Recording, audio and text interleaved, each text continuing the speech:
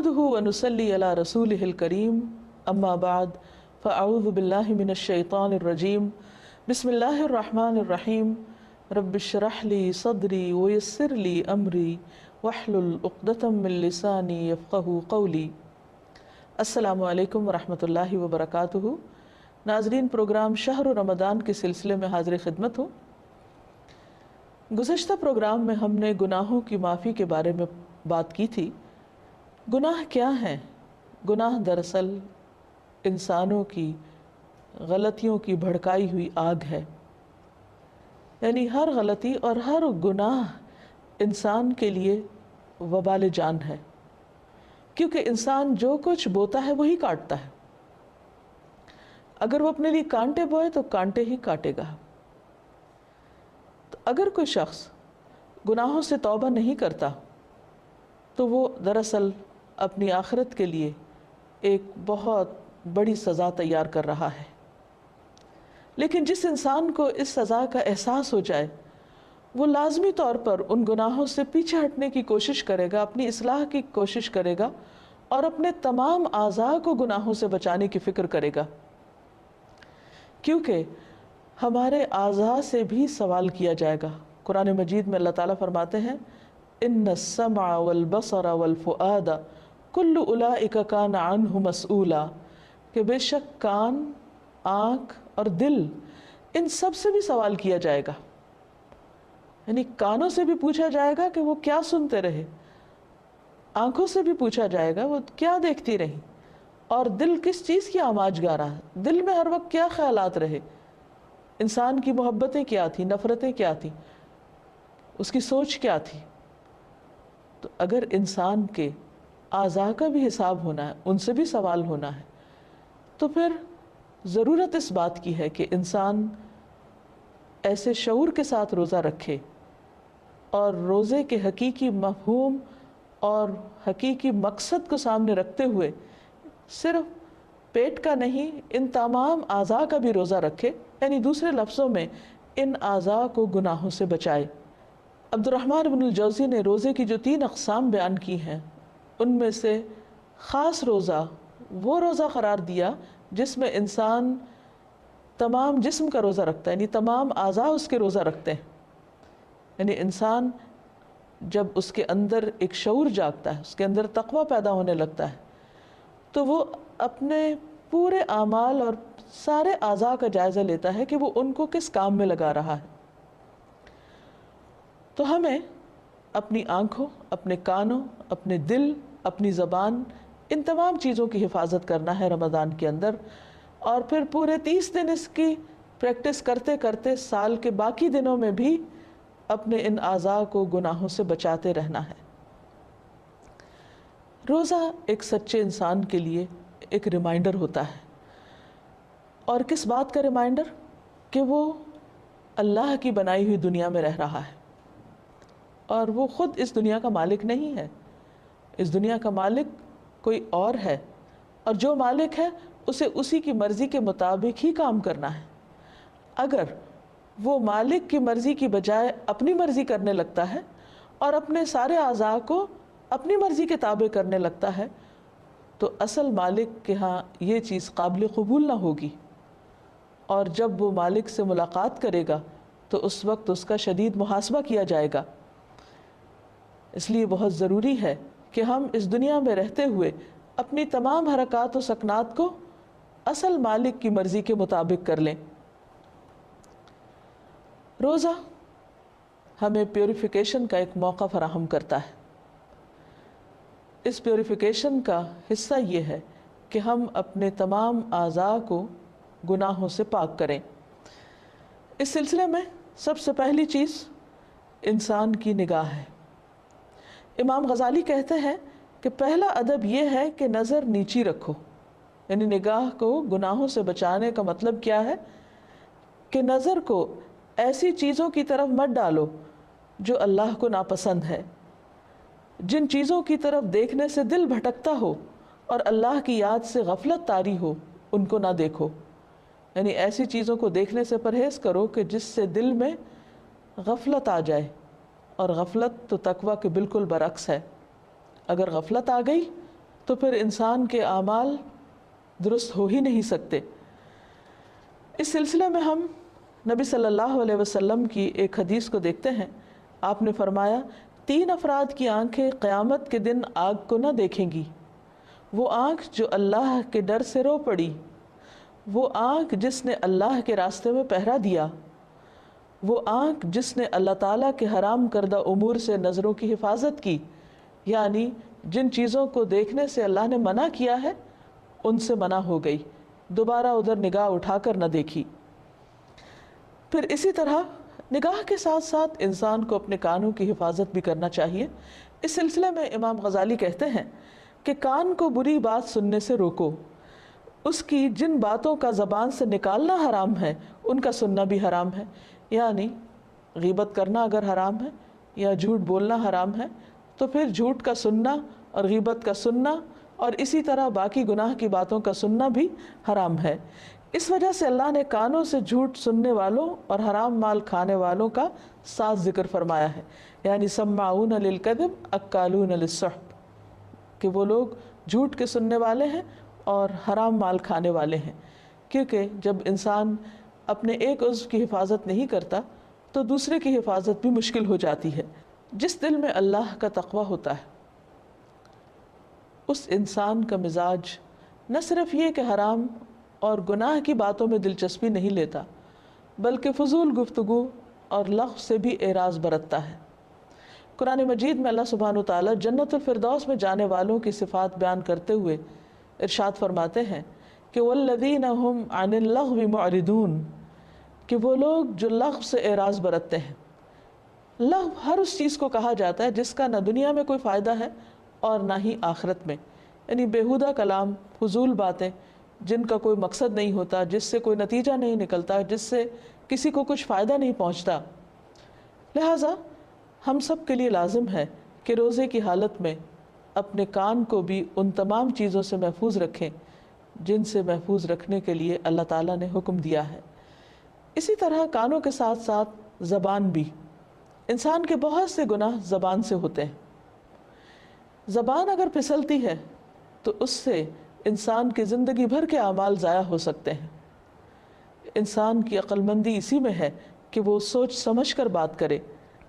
امام غزالی کہتے ہیں کہ زبان سے بیہودہ بات نہ کرو، جھوٹ نہ بولو، غیبت نہ کرو، چغلی نہ کھاؤ، فحش گفتگو نہ کرو، ظلم کی بات نہ کرو، جھگڑا نہ کرو، بات نہ کاٹو، خاموش رہو، اللہ کی یاد میں رہو، اللہ کی کتاب کی تلاوت کرو۔ یعنی انسان اپنی زبان سے یا تو اللہ کا ذکر کرے یا پھر انسان کسی انسان کو فائدہ پہنچانے والی بات کرے۔ ایک حدیث میں آتا ہے کہ جو کوئی اللہ اور آخرت کے دن پر ایمان رکھتا ہو وہ اچھی بات زبان سے نکالے ورنہ خاموش رہے۔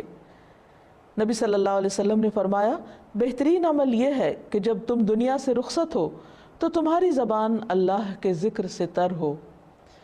انسان کے اندر جب تقوی آنے لگتا ہے تو وہ کانشیس ہو جاتا ہے اپنے تمام اعمال کے بارے میں اور اپنے جسم کے ایک ایک عضو کے بارے میں، اور وہ اپنا محاسبہ کرتا چلا جاتا ہے۔ اگر دیکھا جائے تو یہ تمام اعضاء ایک امانت بھی ہیں۔ ہماری آنکھیں، ہمارے کان، اگر ان میں سے کوئی چیز تھوڑی دیر کے لیے بھی کام کرنا چھوڑ دے تو ہم کیا کر سکتے ہیں؟ اگر ہماری نگاہوں کی بینائی چلی جائے تو ہم کچھ دیکھنے کے قابل نہ رہیں، دنیا اندھیر ہو جائے۔ اگر کان سننا چھوڑ دیں تو ہماری بے بسی کا عالم دیکھنے کے لائق ہو، اور اسی طرح باقی اعضاء بھی۔ لیکن ان تمام اعضاء سے ہم اللہ تعالیٰ کا شکر اسی وقت ادا کر سکتے ہیں جب ہم ان سب کو اچھے کاموں میں لگائیں۔ تو ہم نے آنکھ، کان، زبان کی بات تو کی، تھوڑی سی بات دل کی بھی ہو جائے۔ دل تمام اعضاء کا سردار ہے۔ دل فزیکلی بھی پورے جسم کو خون سپلائی کرتا ہے، اور اسی طرح اگر دیکھا جائے تو سارے اعضاء بیسیکلی دل کی بات مانتے ہیں۔ جس چیز کو ہمارا دل چاہتا ہے ہماری نگاہیں وہی دیکھنے لگتی ہیں، جو ہمارا دل چاہتا ہے وہی ہمارے کان سنتے ہیں، جو ہمارا دل چاہتا ہے وہی ہم بولتے ہیں، جو ہمارا دل چاہتا ہے وہی ہم کھاتے پیتے ہیں۔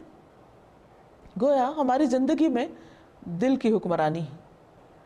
اس دل کی اصلاح اگر ہو جائے تو باقی تمام حالات کی اصلاح خود بخود ہو جائے گی۔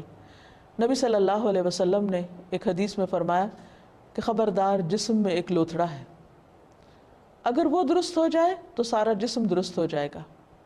خبردار وہ لوتھڑا دل ہے۔ گویا دل کی اصلاح پر باقی تمام اعضاء کی اصلاح کا انحصار ہے۔ دل میں اگر ایمان ہو تو اللہ سبحانہ و تعالیٰ دل کو ہدایت دے دیتا ہے۔ قرآن مجید میں اللہ تعالیٰ فرماتے ہیں وَمَن يُؤْمِن بِاللَّهِ يَهْدِ قَلْبَهُ، جو شخص اللہ پر ایمان رکھتا ہے اللہ تعالیٰ اس کے دل کو راہ دکھا دیتا ہے، یعنی سیدھے راستے پہ چلا دیتا ہے، اور اگر دل سیدھا ہو گیا تو باقی چیزیں بھی سیدھی ہو جائیں گی۔ اب دل کے سیدھا ہونے کے لیے یہ ضروری ہے کہ انسان مختلف عبادات کے ذریعے اپنے آپ کی اصلاح کرے یا دل کی اصلاح کرے۔ روزہ خاص طور پر دل کی اصلاح میں اور دل کے اندر تقوی لانے میں ایک اہم کردار ادا کرتا ہے۔ انسان جب اپنی دو بڑی خواہشات یعنی بھوک اور سیکس کو کنٹرول کرنا جانتا ہے یا کر لیتا ہے یا اس پر قابو پا لیتا ہے تو یہ اس کے ارادے کی پختگی کی علامت بھی ہے۔ تو گویا اس نے دل کی خواہشات کے برعکس اللہ کی رضا کو مقدم رکھا، یعنی دل چاہ رہا ہے کہ انسان کوئی مزے مزے کا کھانا کھائے، لیکن انسان کہتا نہیں میں تو روزے سے ہوں، کچھ نہیں کھا سکتا، اور صرف اللہ کے ڈر سے وہ کچھ بھی نہیں کھاتا۔ تو اس طرح دل قابو میں آ جاتا ہے۔ جب انسان دن میں کئی بار دل کی بات نہیں مانتا اور اس کے مقابلے میں اللہ کی بات مانتا ہے تو دل کی ایک مسلسل تربیت ہو رہی ہوتی اور دل سیدھا ہونے لگتا ہے، اور جب دل سیدھا ہونے لگتا ہے تو باقی اعمال بھی درست ہونے لگتے ہیں۔ نبی صلی اللہ علیہ وسلم نے یہ بھی فرمایا کسی آدمی کا ایمان درست نہیں ہوتا یہاں تک کہ اس کا دل درست ہو، اور اس کا دل درست نہیں ہوتا یہاں تک کہ اس کی زبان درست ہو جائے۔ روزے کی حالت میں چونکہ ہم اپنی زبان کو بھی کنٹرول کرتے ہیں، ایک حدیث کے مطابق کہ انسان لڑائی جھگڑے سے پرہیز کرے، اور اگر کوئی اس سے لڑنے لگے یا کوئی اس کو گالی دے تو وہ کہہ دے کہ ان امرؤ صائم، کہ میں تو روزہ دار ہوں، میں آپ کے غلط بات کا جواب نہیں دوں گا۔ اس طرح روزے کی حالت میں زبان کو درست کرنے کا موقع ملتا ہے۔ زبان درست ہوتی ہے تو دل درست ہوتا ہے، دل درست ہوتا ہے تو پھر انسان کا ایمان اس میں اچھی طرح راسخ ہوتا ہے، اور جب ایمان دل میں آ جاتا ہے، ایمان دل میں سج جاتا ہے، ایمان خوبصورت ہو جاتا ہے دل میں، تو پھر اس سے برے خیالات اور وسوسے اور باقی دیگر دل کی برائیاں جو ہیں وہ بھی دور ہونے لگتی ہیں۔ مثلا دل کی خرابیوں میں سب سے بڑی خرابی تو منافقت ہے، کہ انسان دل میں کچھ اور رکھے اور زبان پر کچھ اور ہو یا عمل میں کچھ اور ہو۔ فی قلوبہم مرض کہہ کر اللہ تعالیٰ نے منافقت کی بیماری کو بھی دل کی طرف توجہ دلائی کہ وہ دل میں ہوتی ہے۔ تو جب دل درست ہوتا ہے تو منافقت چلی جاتی ہے۔ اسی طرح دوسرے انسانوں کے ساتھ تعلقات میں بگاڑ عام طور پر اس وقت ہوتا ہے جب ہمارا دل ان کے لیے اچھا نہیں ہوتا، یعنی دل میں اگر حسد ہے، بغض ہے، کینہ ہے، کسی کے لیے نفرت ہے، عداوت ہے، تو پھر ہو نہیں سکتا کہ انسان اس کے ساتھ احسان کا برتاؤ کرے۔ اور رمضان تو ہمیں سبق یہ دیتا ہے کہ ہم دوسرے انسانوں کے ساتھ ہمدردی کا معاملہ کریں، ان کا خاص خیال رکھیں۔ جب خود بھوک کا تجربہ کریں تو دوسرے لوگ جو بھوکے ہیں ان کی بھوک کا بھی احساس کریں۔ لیکن اگر انسان کے دل کے اندر گرہ لگی ہوئی ہے، نفرت و عداوت ہے، تو پھر وہ دوسرے انسانوں کے ساتھ ہمدردی نہیں کر سکتا۔ اس لیے بے حد ضروری ہے کہ ہم وہ تمام چیزیں اختیار کریں کہ جس سے دل کی اصلاح ہو سکے۔ اگر دیکھا جائے تو دل کی اصلاح دراصل ہماری سوچ کی اصلاح ہے، جذبات کی اصلاح ہے، اور جب انسان کوئی بھی کام سوچ سمجھ کر کرتا ہے اور درست سوچ کے ساتھ کرتا ہے، اچھے جذبات کے ساتھ کرتا ہے، اچھی نیت کے ساتھ کرتا ہے، تو اس کی اصلاح ہوتی چلی جاتی ہے۔ اور اگر انسان اپنے دل کو آزاد چھوڑ دے اور اس پر کسی قسم کا کوئی چیک نہ رکھے، اس پر نظر نہ رکھے، تو پھر انسان بگاڑ کے رستے پر چل پڑتا ہے۔ نبی صلی اللہ علیہ وسلم نے فرمایا گناہ دلوں پر غالب آنے والا ہے، یعنی جب انسان غلط کام کرتا ہے تو اس کا اثر دل پر ہوتا ہے، اور اگر انسان اس کی اصلاح نہیں کرتا، اس کو صاف نہیں کرتا، تو پھر دل متاثر ہو جاتا ہے اور ایک گناہ کے بعد دوسرے گناہ کی طرف چل پڑتا ہے۔ ایک اور حدیث میں آتا ہے، رسول اللہ صلی اللہ علیہ وسلم نے فرمایا، مومن کی 3 چیزیں حرام ہیں، اس کا خون، اس کا مال، اور تیسرے یہ کہ اس کے بارے میں برا گمان کیا جائے۔ ہم ذرا سوچیں کہ ایک دن میں ہم کتنے لوگوں کے بارے میں کیا کیا سوچتے ہیں۔ کیا کوئی دن ایسا خالی ہے اس بات سے کہ ہم کسی کے بارے میں کچھ بھی برا نہ سوچیں؟ ٹھیک ہے، کوئی وسوسہ تو آ ہی سکتا ہے، لیکن باقاعدہ اس کو اپنے دل میں جگہ دینا، اور پھر اس پر یقین کر لینا، اور پھر اس پر ایکشن بھی لے لینا، اور ظن و گمان سے کام لیتے ہوئے دوسرے کے خلاف اقدام بھی کر لینا، یہ کبیرہ گناہوں میں سے ہے۔